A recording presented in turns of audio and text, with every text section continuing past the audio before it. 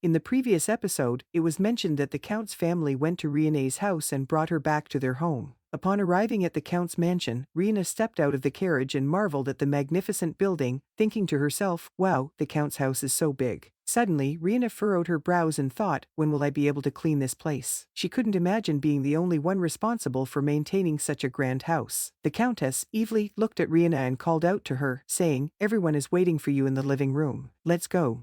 Replied, yes, and followed Evely into the house. Inside the hall, Riene looked at the lavish and expensive decorations with concern, worried that she might accidentally break something. The Count, Alex, and Evely observed Riene's distracted state, and then the Count, Alex, interrupted, welcoming Riene and introducing himself as the owner of the house. Riene was amazed by the Count's handsome appearance. The Count continued the introductions and pointed to the man standing next to Riene, saying, this is our eldest son, Felix. Riene shyly glanced at Alex and then quickly turned her head away, finding Felix's gaze intimidating. The Count smiled at Felix and patted his shoulder before proceeding to introduce their second son, Eden, and their youngest son, Joffrey. After Evely introduced herself, she invited everyone to take a seat. Riene felt the gaze of everyone in the room and lowered her head. At that moment, Evely coughed and warned the Count and their sons not to stare at Riene. Evely gently said, Riene must be tired. We can discuss household matters later. Let's focus on the wedding ceremony for now. Riene replied, okay. Evely then mentioned that the wedding ceremony would take place in 2 years, but during this time, Riene and Felix would be engaged. Riene was curious why she needed to immediately live in the Count's mansion if they were only getting engaged.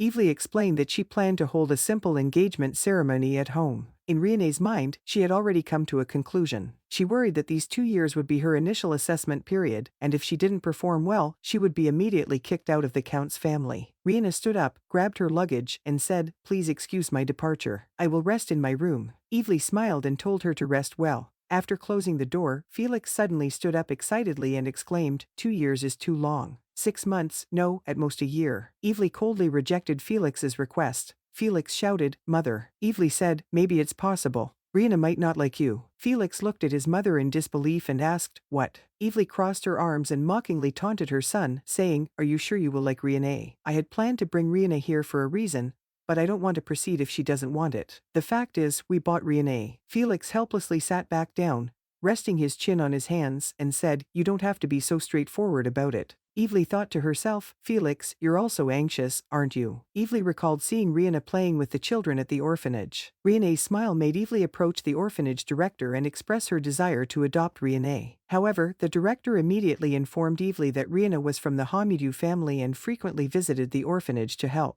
Director was grateful to Riene. Bringing her thoughts back, Evely looked at her family members and hoped that Riene would find happiness in the Count's family. Evely picked up her teacup, took a sip, and thought, if plans don't go as expected, I will surely implement my own plan. Evely shouted inwardly, come on, Felix. Win Riene's heart. The Count, Alex, held a letter in his hand and thought, only my wife and Riene have talked, and added, I also want to have a conversation with Riene. The letter read, Dear Riene, do you prefer calling me father, dad, or daddy? P.S. For me, the last option is my favorite. Please, don't call me the Count.